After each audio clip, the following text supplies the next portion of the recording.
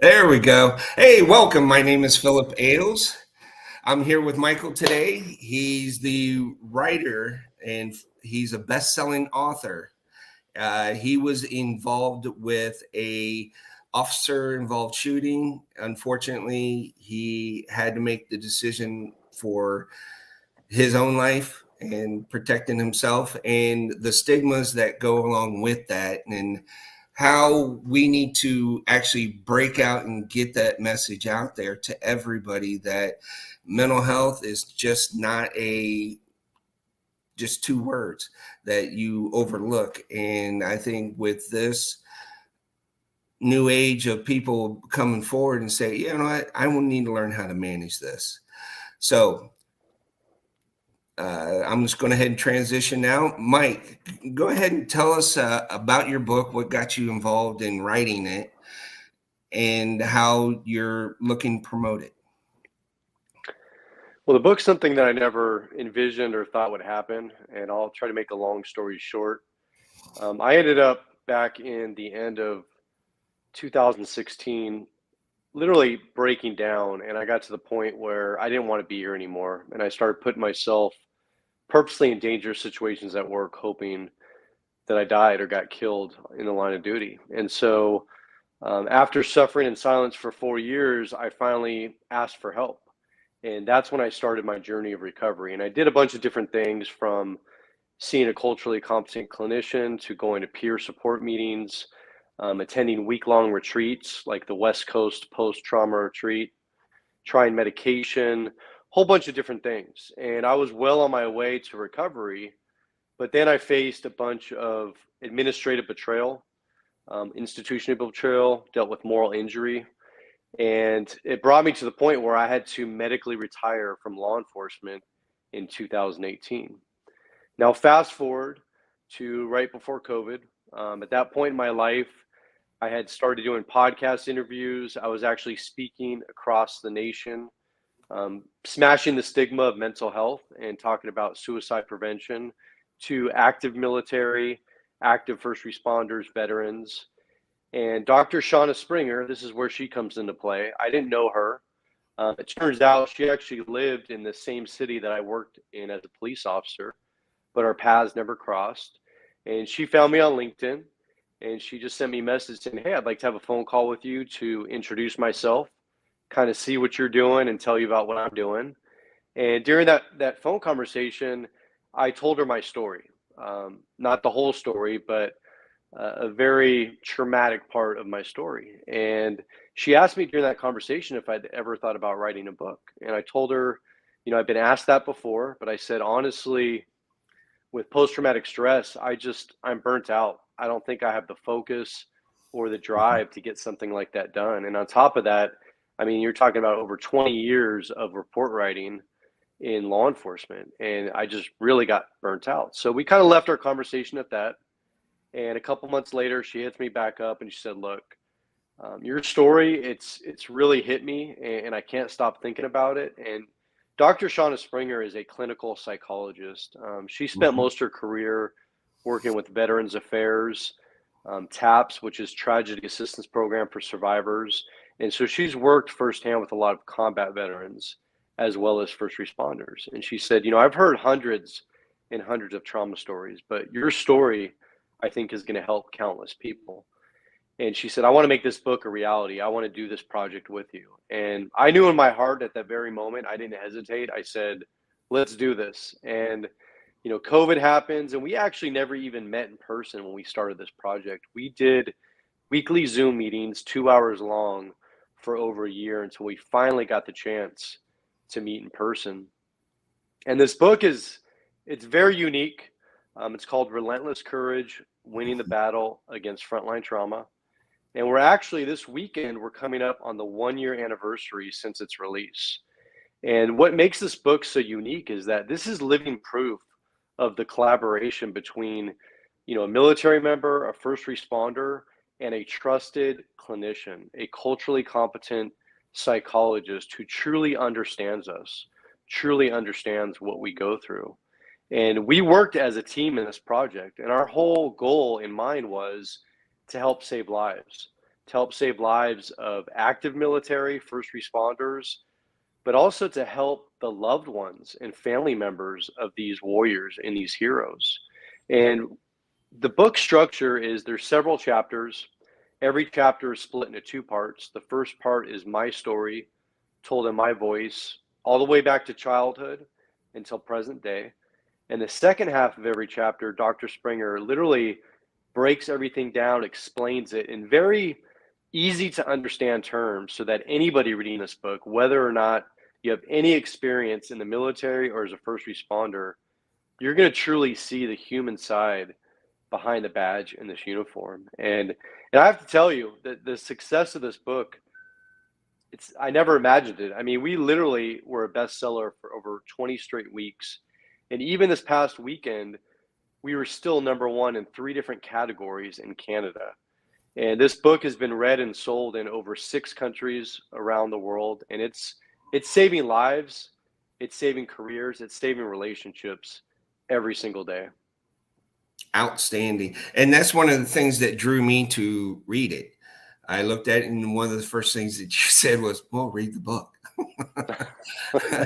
And it took on a very unique perspective, or 2 perspectives of you, and then being psychoanalyzed and making it sense to show that you are human. Because that's the thing about it, is we get in these positions of law enforcement, first responders, and military that we think is normal. Well, for the rest of the world, it's not. And I think one of the things is, and you discuss it about taking ownership of it and realizing that, you know what, self-medication doesn't, it makes you feel good for the short term, but in the long term, it just has negative effects. And one of the things, your family went through that with you. How did that affect your drive to share? You know, I made a lot of mistakes. This book isn't, you know, it's not a hurrah story. It's not look at all the great things I did. It's a lot of mistakes that I made that I want people to learn from. I don't want them to make the same mistakes. And early on in my career, now I'm a former Air Force captain, so I served 6.5 years active duty. I ended up serving 14 years in civilian law enforcement. And right before I started my civilian law enforcement career, I made a conscious decision that I would never bring work home. I would never talk about the job. And what happened is I didn't establish those clear lines of communication, which are so very important in relationships and in life. And I thought I was protecting my spouse at the time by not sharing what I was going through and what I was seeing.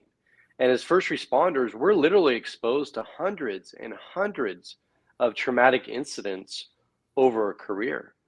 And I just sucked it up. I pretended like these events were not affecting me. They weren't bothering me. And so when I came home in a bad mood or pissed off, you know, my family thought it was something they did. They would have to walk on eggshells around me.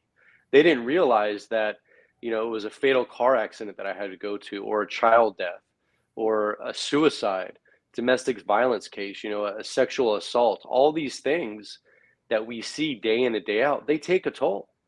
And what I'm advocating for is, let's acknowledge the humanity of what we see and what we do as these things happen. Because I honestly believe if we address these issues as we're exposed to them, this doesn't have to be a big ordeal. You know, we just normalize the culture among military members, first responders, that we share our feelings. You know, we talk about what's bothering us because that's what's normal. And like I said, the extent of what we see, our jobs are not normal. If you look at the average person, the average citizen, they may have 1 or 2 traumatic incidents in an entire lifetime. Now look at a first responder who may work 20, 30 years. And sometimes we have multiple traumatic incidents in a single day. And so let's acknowledge that. Let's smash this stigma and this false bravado that, you know, we're detached, we have no feelings, nothing bothers us, because that's the farthest from the truth, because we do care. That's why we signed up for these jobs in the first place, because we want to make a difference. And we go out there every single day willing to put our life on the line for complete strangers. But we also need to look at ourselves and protect ourselves and protect our families. Yes, and I agree uh, wholeheartedly. That's why I chose to do what I'm doing with my Ale Solutions, is getting down to the individual themselves. And I see what's helped me was self-awareness and my emotional intelligence. Everything was a battle.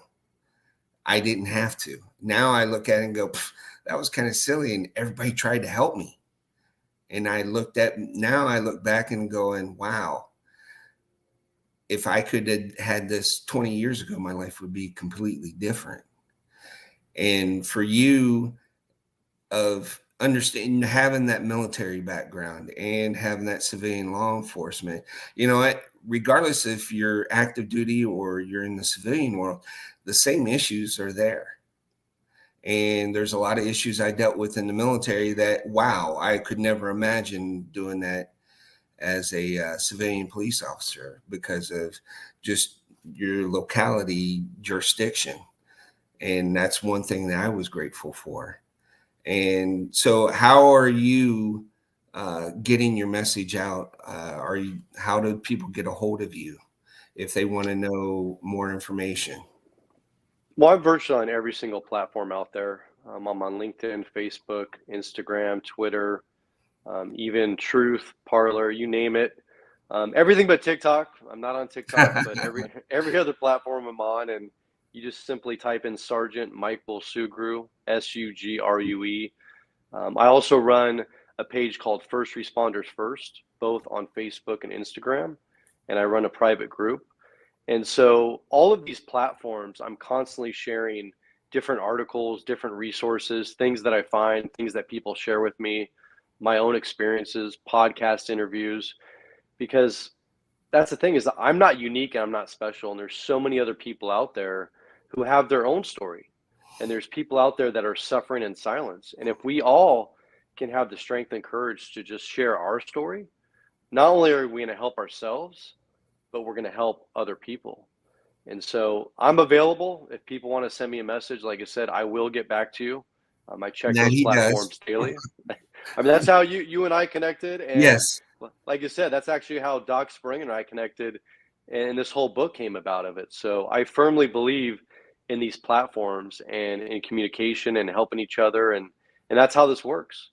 Well, how does the doctor, how's she taking in everything? Because she was part of it as well, of uh, getting that clinical understanding. And I think that right there was the turning point for me in the whole book was, wow, I've never seen anybody do that, to give part of their story and then an analysis of these are the things that he's going through. Because you can take the situation that you were in and you can put it into, like you were saying, multiple traumas. And that's one thing that I found out in law enforcement, both military and civilian, is that we joke about it. We use humor to diffuse a lot of it, and I saw it within myself. And with you, in reading your book, it's about as raw as you can get, about as honest. And that right there, I give you kudos for. You were honest with yourself, and you're Well, honest. I bared my soul in this book. I mean, like you said, it's the good, the bad, the ugly, and that's what resonates with people. When people Mhm. read this, you know, most people are saying me too, because as they're reading my story, it's part of their story. You know, it may not be the same incidents, but they're similar incidents. The feelings are the same, the emotions are the same, the impact on their families and loved ones is the same. You know, the impact on their physical health, the mental health. And like I said, I'm not unique and I'm not special. I'm just willing to openly talk about it all and to put it out there. And, you know, when I speak, when I do interviews, I always Yes. tell everybody, you can ask me anything. There is not anything that's off the table, because that's where the strength is. And I know I'm fortunate where I'm in a position because I'm fully retired, I'm not working, that I can do that. And I understand there's a lot of people, because of their current positions where they work, they're not in a position to open up and share their stories. But I also encourage the leaders in these professions to do that, because you are in a position, and there's no way that your people, your subordinates, are going to open up to you and share what's really going on with them if there's not a already trusted relationship. And the way you build trust is by being vulnerable and honest yourself. And that's how we help change this culture. And if we could have supervisors and leaders at all levels of different first responder and military organizations to open up with their people and create this trust in this safe environment, I think you're going to see things change in a big way. Yeah. Have any of the departments or anything that you've interacted with over the last year, have they talked to you more about bringing in something for their department? I get requests all the time. I'm actually going to be speaking at a large agency here in California next week, and I'm going to be speaking in Maine in June, and I've got some things lined up in September. So I'm getting requests from all over the nation, even interest in Canada. I haven't actually spoken there yet, but talking about mental health, it's not new. It's becoming more of a trend, and I see more and more people getting involved in sharing their story and trying to help change this culture. But there's still not enough people out there to hit every agency, to hit every organization. So unfortunately, I get a lot more requests than I can actually fill, because part of my recovery from post-traumatic stress Mm-hmm. is keeping that balance between my personal life and what I do outside of that, because my daughter, she comes first. My health, that's most important. And the speaking, traveling across the country, I try to limit that to 4 to 5 times a year max. Where theoretically I could be out there every single week doing this, because that's how much of a need there is for this. I mean, there is not one area of the country or area of the world for that Whoa. matter that we don't need to address this culture and changing the stigma around asking for help. And one thing that you and I haven't talked about, and I think this is Mm-hmm. important to bring up in this conversation, is that the number one killer for all active military, all military veterans, all first responders is suicide. It's the number one killer. And as law enforcement, for example, we spend hundreds and hundreds, if not thousands of hours over our career training for the bad guy, right? Defensive tactics, shooting, arrest and control techniques, emergency driving. But how much time do we spend on ourselves? And we are the number one threat. That's the thing. That's what we got to understand, is that we are the greatest threat to ourselves. Yes, and I agree. I wasn't ready. I didn't know if you were ready to touch on the suicide thing, but hey, let's go into it. And that was my main focus as well after talking with you over the last several months. That one is too many.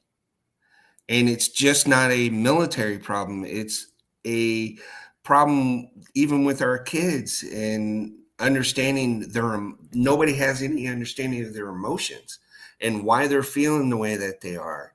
And that's why I love how the doctor explained everything from a clinical standpoint, because it gives validity to what you're doing. It's not just your opinion.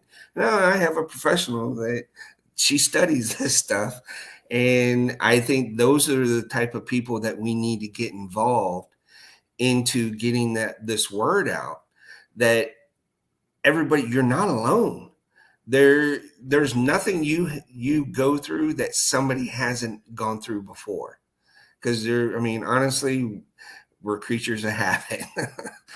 Oh, And absolutely. And I thought I was alone for years and years. And it wasn't until I started this recovery process that I learned there's actually countless organizations and there's countless people out there who want to help, who get it, who understand it, have gone through it, they've come out the other side. And that's where I come in, is because I'm living proof that you can turn your life around, that you can go from the darkest depths to where you don't want to be here anymore, to where you're living life to the fullest. I mean, I'm living proof that you can get through it, that things do get better.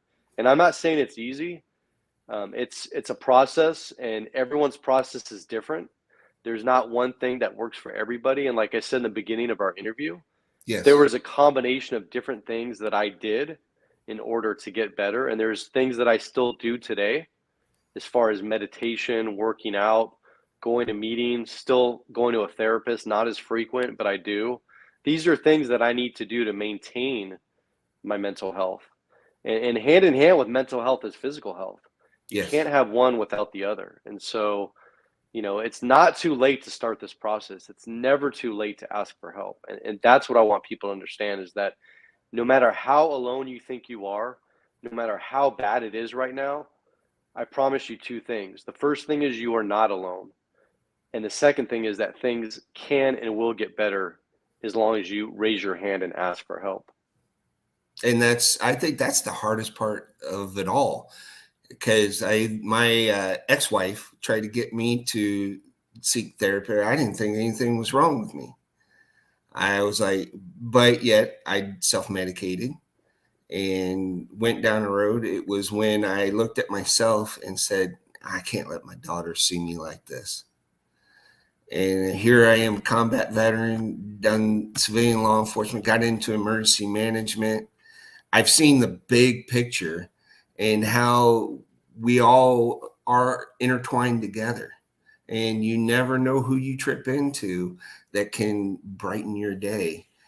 And I sat on the beach out here in Florida and told myself, you know what? I can't control anybody else. I'm going to be the good I want to see in the world and push myself towards that. And reading your book let me know that I wasn't alone. And that, wow, there's somebody out there that gets it. And you know what? There's great leaders that we all follow. But there's some horrible ones out there too. And what was the biggest challenge, or was it hard for you at all retiring at a young age?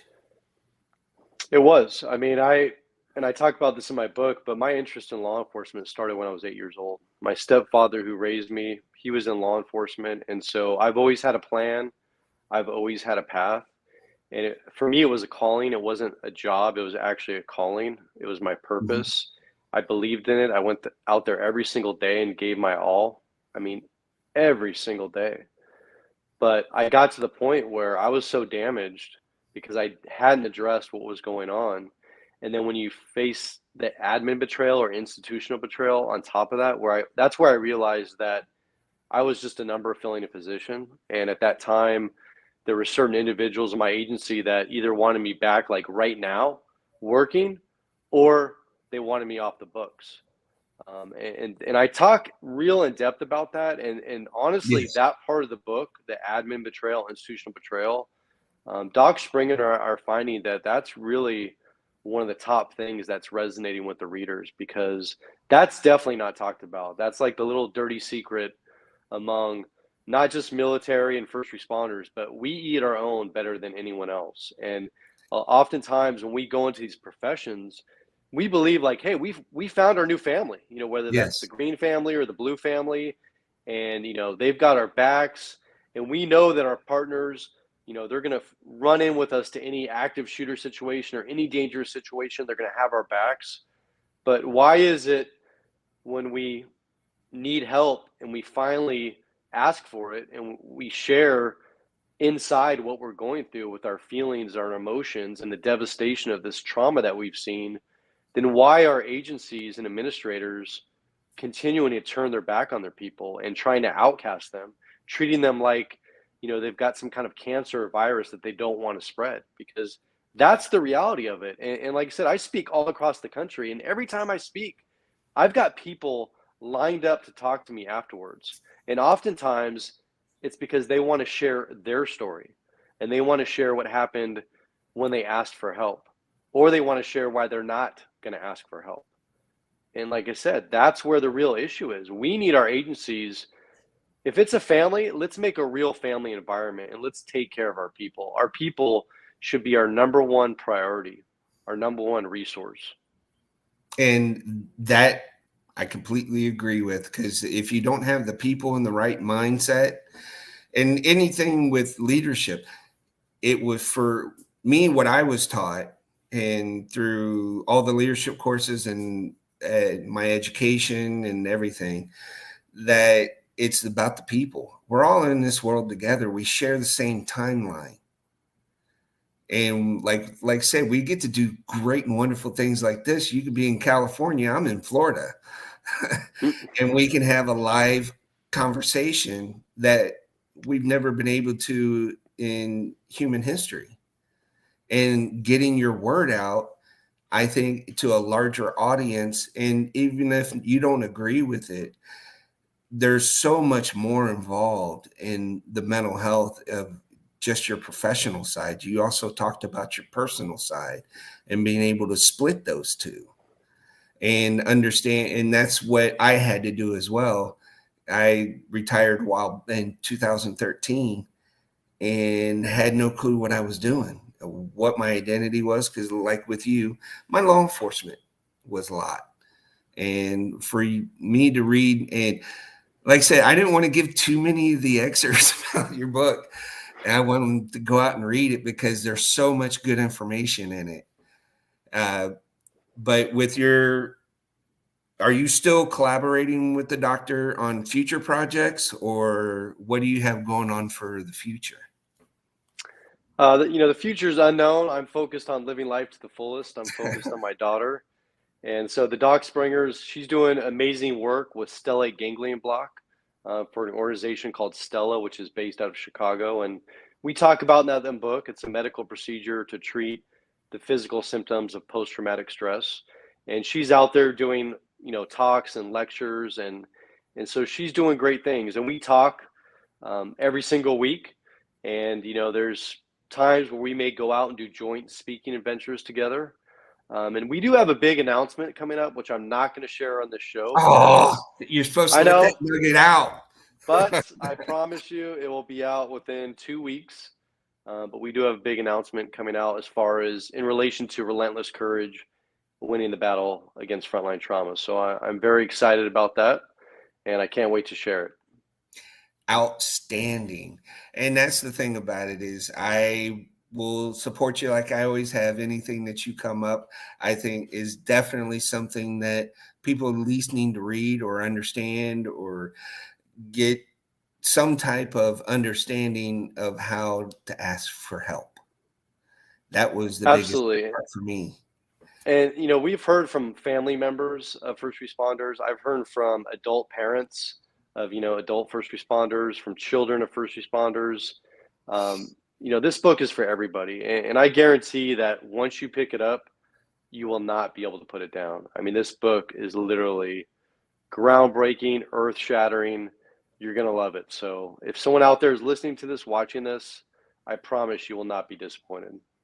Outstanding. And you know what? I've read it, and I'm going to tell you that it puts things into perspective to where now it makes sense. And because you get to see somebody else experience it, one of the worst things you could ever experience. And that's where it comes down to, you have seconds to make that decision. Everybody else has the rest of the time in the world to nitpick it and tear it apart for something you had less than 5 seconds to make a decision for, and a life or death. And you chose to live because you have a beautiful daughter that you love more than anything. All right, we have Absolutely. about 30 seconds left. Is there anything else that some nugget of advice that you would give to the audience? I'm just going to reiterate what I said earlier, and that's if you're out there struggling, if you're listening to this, watching this, or you have a loved one who's struggling, there's help out there. There's resources, and I promise you it will get better.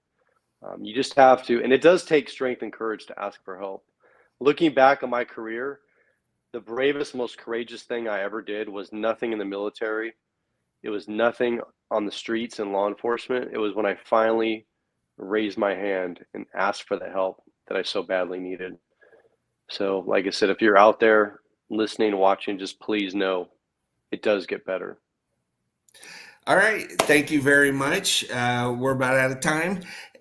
Mike, you keep up the great work that you're doing. And you know what? I think you're put on this planet to spread the word, to get the message out that there is help out there. We have to be able to stand up and ask. Thank you very much. Absolutely. I'm Philip Ailes, and I hope to see you on the next interview. Thank you. Thank you.